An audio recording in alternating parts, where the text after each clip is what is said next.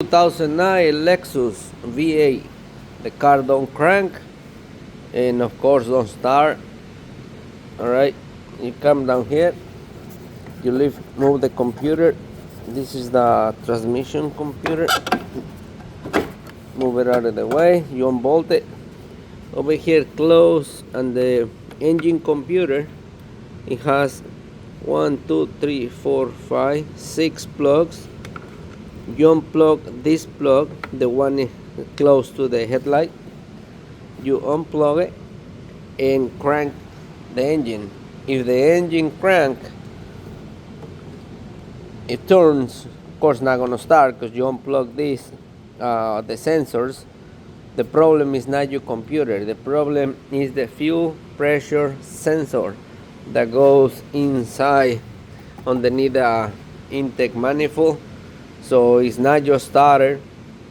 Don't replace the starter, which I did.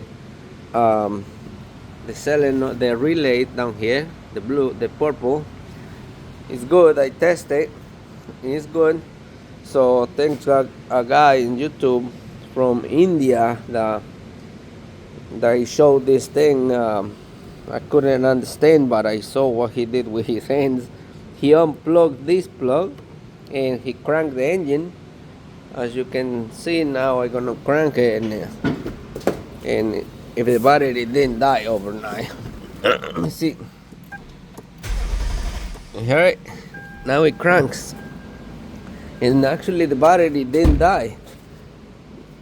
So now I ordered the new fuel pressure sensor.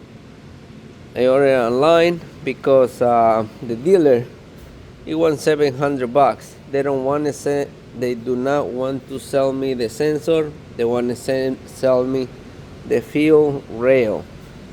So the next video I'm gonna try to show you how to replace all this. I'm gonna remove all the air filters in the intake plenum. So that's it.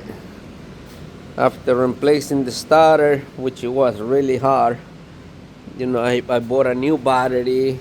Yep, it was kind of hard, but remember, if your car don't start, don't just go and replace the starter. You can test the starter by putting power into the set relay down here. To test it, because you cannot reach the wires down there.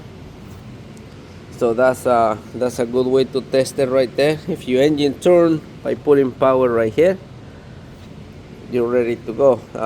Your starter is not the problem, and your computer is not the problem neither, because once you unplug this plug, your computer is good. Now it reset, and now I can crank the engine.